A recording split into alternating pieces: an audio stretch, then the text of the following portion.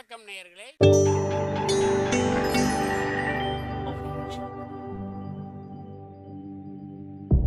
மகிழ்ச்சிக்கோர் தென்கட்சி என்ற அலைவரிசையில்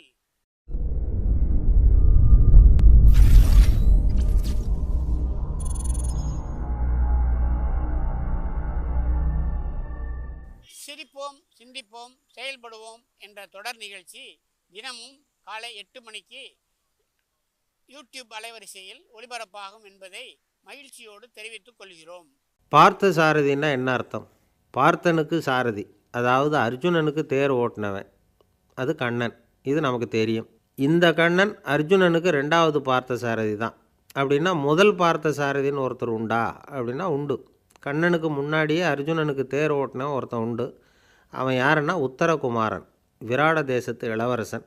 பஞ்சபாண்டவர்கள் அஞ்ஞாதவாசம் செஞ்சுக்கிட்டு இருந்த நேரம் அவங்க விராட நகரத்தில் தான் இருப்பாங்கன்னு துரியோதனன் யூகிக்கிறான். அவங்கள வெளிப்படுத்துறதுக்கான சில முயற்சிகளை பண்ணுறான். தன்னுடைய சேனைகளை எல்லாம் அழைச்சிக்கிட்டு போய் அந்த நாட்டில் உள்ள பசுக்களை எல்லாம் ஓட்டிக்கிட்டு போகிறான். அந்த நேரம் விராடன் வேற ஒரு திசையில் போர் செய்கிறதுக்காக போயிருக்கிறான். அவனோட மகன் உத்தரகுமாரன் ரொம்ப பயந்தாங்கோழி, கத்தியை பார்த்தாலே பயப்படுறவன். அவன் எங்கே சண்டை போடுறது? இருந்தாலும் வேறு வழி இல்லை. அப்பா ஒரு பக்கம் போயிட்டார்.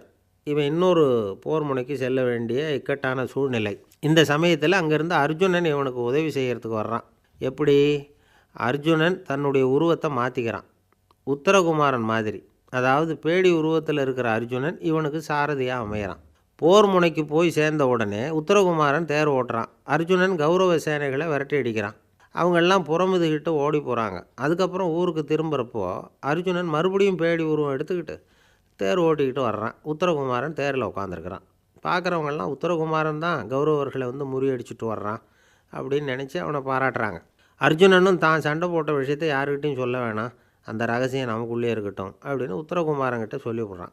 கத்தியை கண்டாவே பயந்து நடுங்கிற உத்தரகுமாரனுக்கு போரில் ஜெயிக்கணுங்கிற பேரும் புகழும் எப்படி வந்தது? அவன் பயந்தாங்கொழி உத்தரகுமாரன். சண்டையில் ஜெயிச்சுட்டான், ரொம்ப கெட்டிக்காரன் அப்படின்னு பேர் வந்துட்டுது, புகழ் வந்துட்டுது. அது எப்படி வந்தது அப்படின்னா அதுதான் அந்த இடத்தோட மகிமைங்கிறார் ஒரு ஆன்மீக பேச்சாளர். அதாவது இடத்தின் மகிமை. அது எப்படின்னு கேட்டால், அவன் கொஞ்ச நேரம் உட்காந்து தேர் ஓட்டினானே, அந்த இடத்தோட மகிமை தான் அவனுக்கு பெருமையை சேர்த்து கொடுத்தது. அந்த சீட்டுக்கு உள்ள பெருமை அது. பின்னாடி கிருஷ்ணன் உட்காந்து பெருமைப்படுத்த போகிற சீட்டு இல்லையாது. அந்த சாரதி ஸ்தானத்தில் உத்தரகுமாரன் முன்னாடியே உட்காந்தான். அதனால் அவனுக்கு அத்தனை பெருமை கிடைச்சிது. ஒரு நாற்காலிக்கு மதிப்பு ஏற்படுறதே அதில் உட்கார்றவங்கள பொறுத்து தானே. இதோ இருக்குதே, இது இன்னார் உட்கார்ந்த நாற்காலி அப்படின்னு இப்போவும் நாம் சொல்லிக்கிறோம்ல. நாமெல்லாம் ஒரு நாற்காலியில் உட்காந்தா அந்த நாற்காலி ஏற்கனவே வாங்கி வச்சுருக்கிற பெருமையை காப்பாற்றுற அளவுக்கு அதில் உட்காரணும். அதுதான் நமக்கும் நல்லது, நாற்காலிக்கு நல்லது. ஒரு ஆள் ஒரு ஆஃபீஸில் புதுசாக வேலைக்கு சேர்ந்தான்.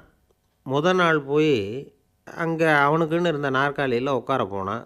உட்கார போகிறதுக்கு முன்னாடி ஒரு சபதம் எடுத்துக்கிட்டான், நான் லஞ்சம் வாங்க மாட்டேன் அப்படின்னு.